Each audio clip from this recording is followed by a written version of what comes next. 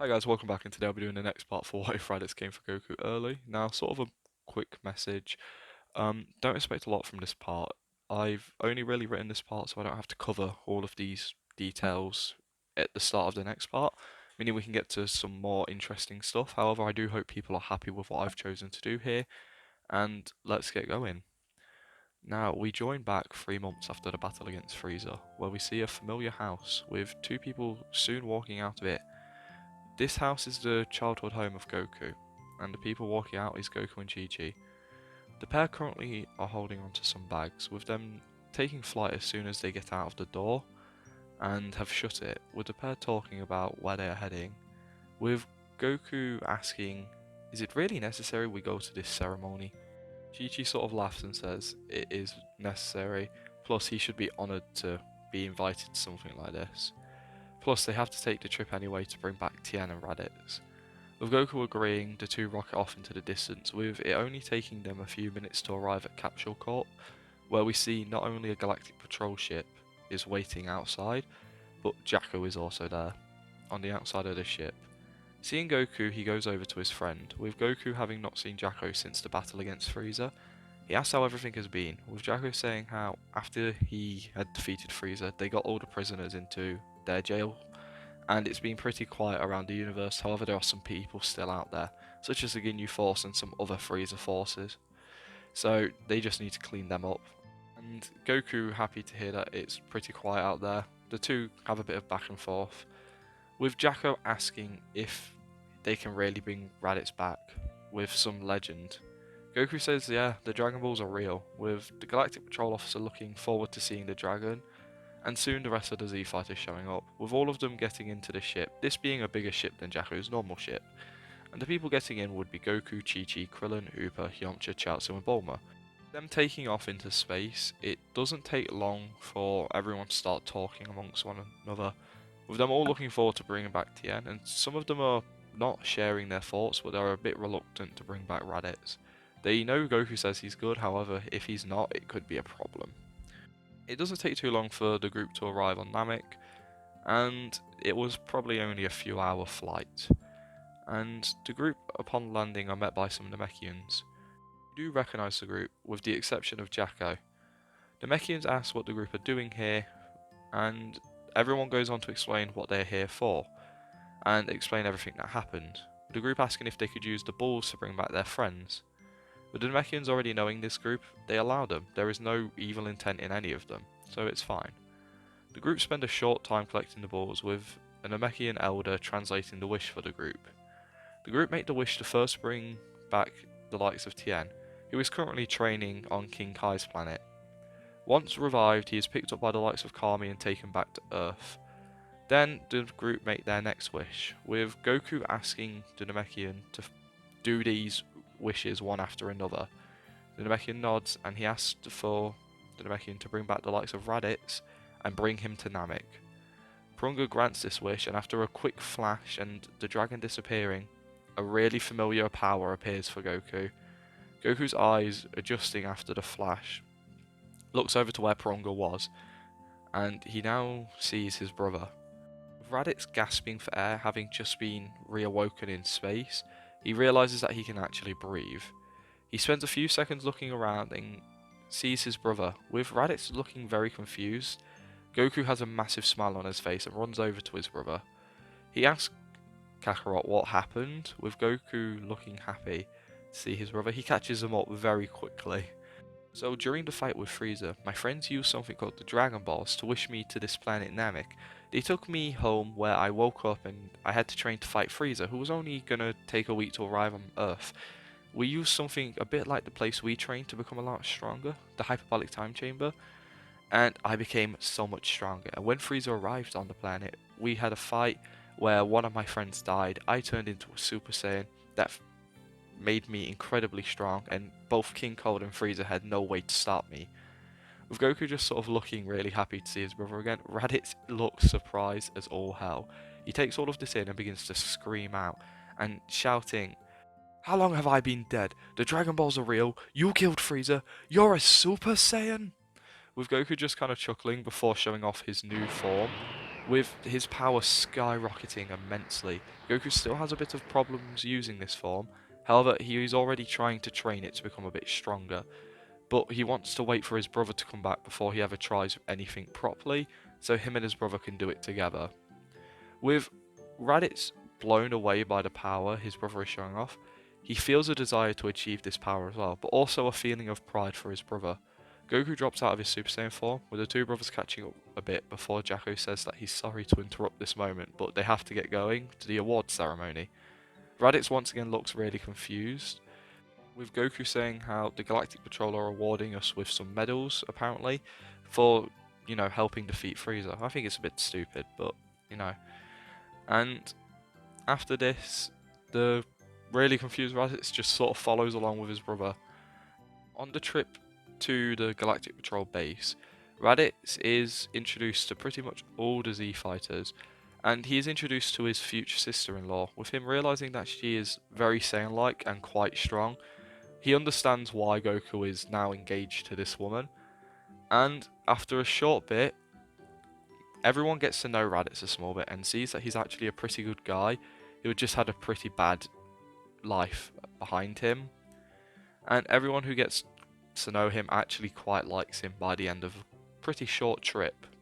Now, something like we saw in the Moral arc happens here, where people are awarded with some medals for helping defeat Frieza. People such as Goku, Raditz, Jacko, and all of the Earth squad gets a medal for trying to defeat Frieza or defeating Frieza. And Goku, even though he's the one who defeats him, is the one who doesn't actually want to be there. And once given the medals, there is a bit of a celebration, with Goku and Raditz hanging out pretty much the entire time. Raditz is kind of lost in his own thoughts. You see, right now Raditz is a bit confused and is unsure with what he's going to do now. He already knows what his brother is going to do, knowing that he will head back to Earth. Although Raditz isn't sure what he wants to do. For the first time in his life, he is free to make any decision he wants.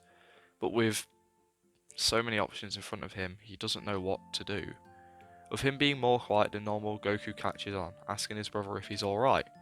Raditz goes on to explain, "All my life I worked under Frieza, just following his orders, following his command, hoping one day to be free.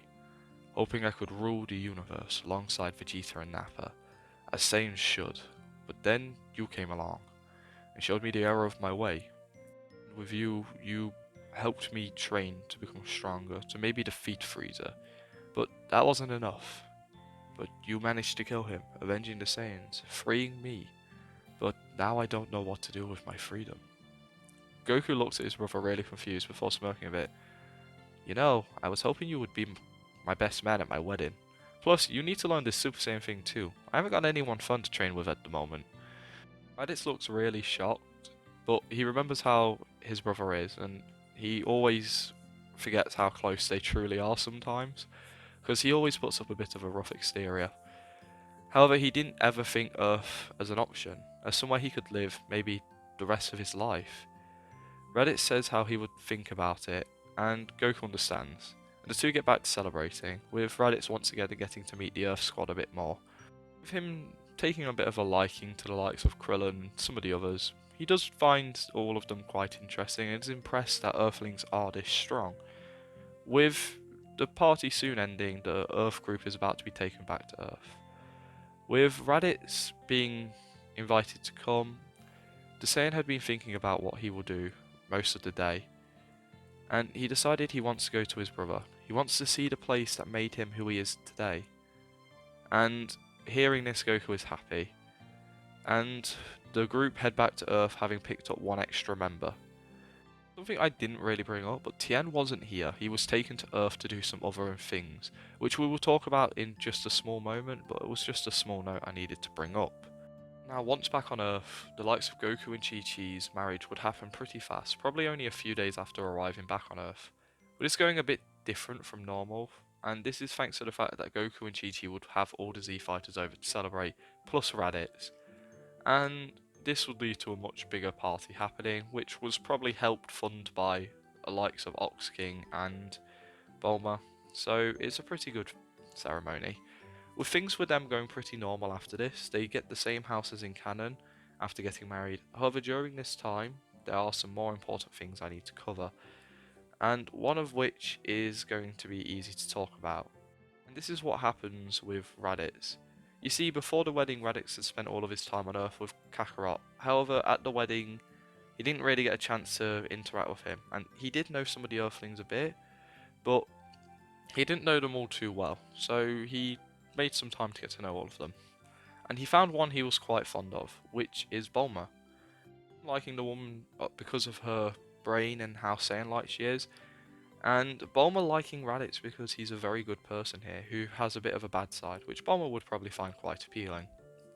It wouldn't take long after the wedding before these two became a couple, and I know this is a very generic answer, but I just don't see it not happening here. These two are going to be in close proximity of each other for two big things, and Bulma seems to have a thing for Saiyans, so it's probably pretty easy to say this would happen. And this would make Raditz's stay on Earth more permanent. Now, another big change in this timeline is to do with Tien. You see, after being revived and having been given his medal by his friends who picked it up for him, the likes of Tien had been doing some thinking. The warrior and Kami had talked to one another, and after a while of thinking, in Otherworld and on Earth, the likes of Tien agrees to take the job as Guardian of Earth. Kami is thrilled to hear this. He couldn't have thought of a better candidate than Tien. He will take this job seriously in making sure that he will keep the Earth as safe as possible. Now, they do have a few issues. Tien's human lifespan will cause some issues, but they have already thought of a way around this to ensure that Tien's service as Earth's Guardian is quite a long one. Now, they do need to wait for the Dragon Balls for a little bit, so while waiting, the likes of Tien is taught some godly techniques, such as the Kai Kai, and he's pretty much walked through what his job will entail. And once the Dragon Balls are active, the pair spend a short time collecting them, and summon the dragons soon after collecting all of them, with them asking to gift Tien with eternal youth, meaning that Tien could protect the planet as long as he needed to, and as soon as he found another worthy defender, he can take his immortality away by making a trip to Namek. Tien, liking this plan, now takes up the role as Earth's Guardian. Everyone hearing this celebrates this, with Kami deciding he will stick on the planet so the planet always has Dragon Balls. However, he wants to travel around the planet he had been the god of for so many years, and Earth enters a time of peace. So let's jump forward a few years, the age of 764. We see some pretty big changes from the main timeline. Things here are a lot different, and I want to walk you through some of them. We see the Sun family house, with something fun happening outside. We see the likes of Chi-Chi going through some workout stuff, just warming up, shouting into the house for someone to come out. And soon a young Gohan walks out of the house in some gi like his father's. With the likes of Chi-Chi asking Gohan if he's ready for a bit of training, the young boy nods his head and the pair do some pretty good sparring, with Gohan being quite strong here thanks to the fact that Chi-Chi is a fighter still. She hadn't ever really given it up. After all, she might need to have this power to save someone again. However, even though the universe has been quiet, she is just being ready. And also Gohan here has some good potential, which we'll talk about very soon. Now, the pair do this workout and eventually end it after not too long, with Gohan asking his mother when will his dad be back, and Uncle Raditz, with Chi-Chi saying how she isn't too sure, they only left for the mission a few days ago. And out in space on a planet, we see the likes of Goku and the likes of Raditz, both fighting off against the Ginyu Force currently. This is not a threat to them. However, the Galactic Patrol can't deal with threats like the Ginyu Force.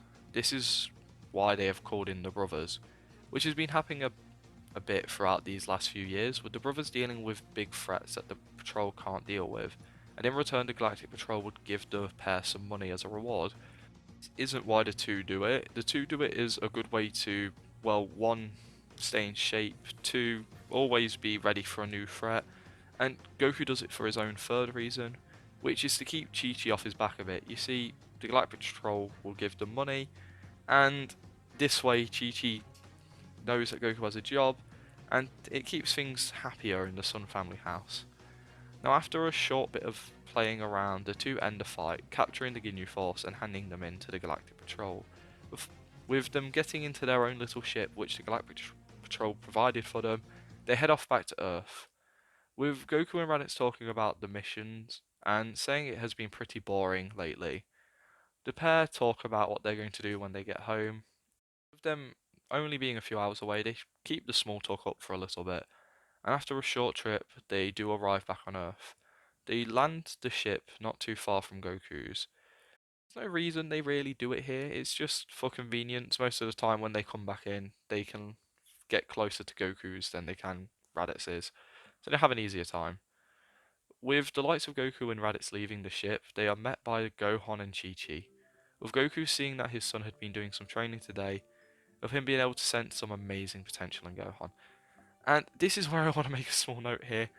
I have no idea how incredibly strong Gohan would be in this timeline. Not only are both Chi-Chi and Goku stronger than their canon counterparts when he was conceived, but he is also the son of Goku, he's a Super Saiyan. So Gohan in this timeline should be incredibly nuts, but I have no idea how to scale him, because he should just be on a complete other level right now. But for now, we might see more. If anyone's got any idea, please help me out, because this Gohan is incredible, and I don't know how to do it justice for how strong he should be. Now back to the story. After a few minutes of talking with his family, the likes of Raditz can sense Bulma and Trunks showing up at the Sun family house. Yes, in this timeline, Trunks is here, with Trunks and Gohan being the same age. This is thanks to Raditz and Bulma meeting at the wedding and also having met a little bit at the ceremony, and this leads to Trunks and Gohan being very close with one another. They will spend time training together and sometimes they will study with one another, and this is thanks to Chi-Chi's new sister-in-law offering to tutor the likes of Gohan alongside Trunks, saying how after all they are family now. And this leads to Gohan having found a pretty good balance of combat and studying. He still would like to be a scholar, however, he wouldn't mind being some superhero of the galaxy like his dad, which is sort of the same thing for Trunks, however, he more wants to push into, you know, being superhero-ish. He's a child, they're both kids, this is incredible to them.